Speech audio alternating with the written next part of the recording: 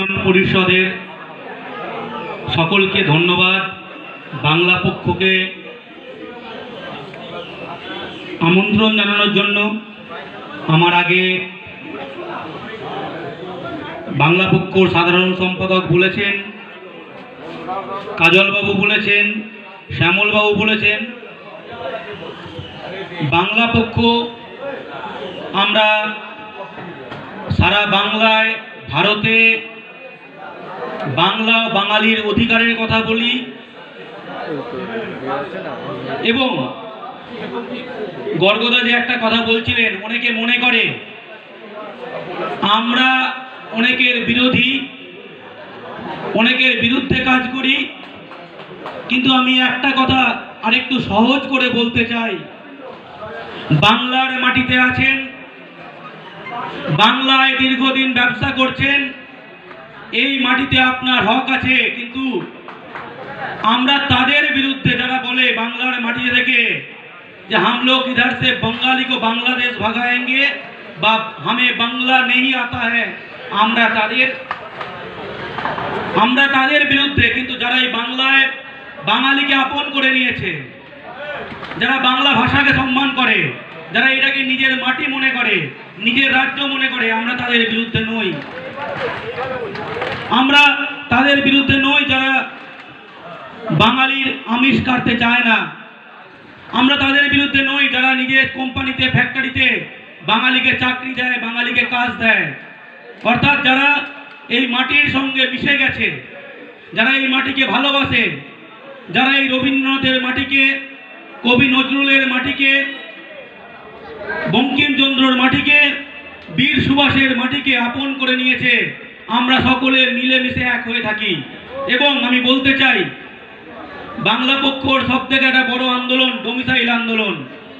এটা বাঙালি বা অন্য কেউ, রাজবংশী কোচ মেঘ নয়, যারা বাংলায় দীর্ঘদিন আছে, এই বাংলার চাকরিতে, এই বাংলার মাটিতে, ব্যবসায় তাদের অধিকার আছে। আমরা বাঙালি সহ সকলের ভবিষ্যৎ সুনিশ্চিত করার জন্য লড়ছি। তাই আসুন, আজকে রক্তদান শিবির, বেশি কথা বলবো না। আমরা এই বাংলার পূর্ণ মাটিতে বাংলার জল হাওয়াকে আপন করে নিয়ে, বাঙালিকে আপন করে নিয়ে, বাকি সকল ভূমিপুত্রকে আপন করে নিয়ে একসঙ্গে মিলেমিশে এই এলাকায় থাকি এবং ভালো থাকি। এবং এই যে আমরা বললাম যে ডোমিসাইল আন্দোলন আমরা করি, এতে কাদের লাভ হয় আমি গর্গদা বললো একটুখানি বলার জন্য। ধরুন, বাংলা রাজ্য কোটায় চাকরি আছে, কেন্দ্রীয় আদালতখানা হতে পারে বা এখানকার পরিষেবা হতে পারে।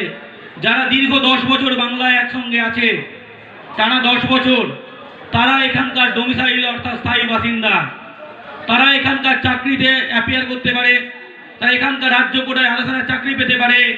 কিন্তু যারা বাংলায় কোনোদিন থাকেনি, যারা কোনোদিনই থাকেনি, যারা 10 বছর আছে, তারা বাংলার স্থায়ী বাসিন্দা।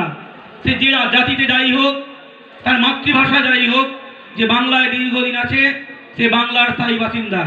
কিন্তু যারা বাংলায় কোনোদিন থাকেনি, এসে যখন বাইরের অন্য রাজ্য থেকে জাল ডোমিসাইল দিয়ে বাংলা রাজ্য কোটায় বিএসএফ, সিআরপিএফ এর চাকরি, কন্যাশ্রী, পরিষেবা, গতিধারা সমস্ত কিছু দখল করে, তখন শুধুমাত্র বাঙালি বঞ্চিত হয় না, যারা দীর্ঘদিন এই বাংলায় আছে, যারা জাতিতে যে কেউ হোক, মাতৃভাষা যাই হোক, সকলে বঞ্চিত হয়। তাই বাংলা পক্ষর আন্দোলন কোনো একটা জাতির বিরুদ্ধে, কারোর ভাষার বিরুদ্ধে নয়।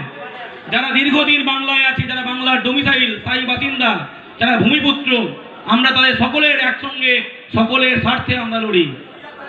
তাই যারা দীর্ঘদিন এই বাংলায় কয়েক দশক আছে, বাংলা পক্ষ আপনার শত্রু না, বাংলা পক্ষ আপনার অধিকার সুনিশ্চিত করার জন্য লড়ছে, যাতে করে নতুন করে বাইরে অন্যান্য রাজ্য থেকে এসে ভরে ভরে আপনার ছেলে মেয়ের ভবিষ্যৎ অন্ধকার করে দিতে না পারে।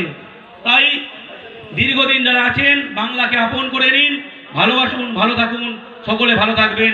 জয় বাংলা।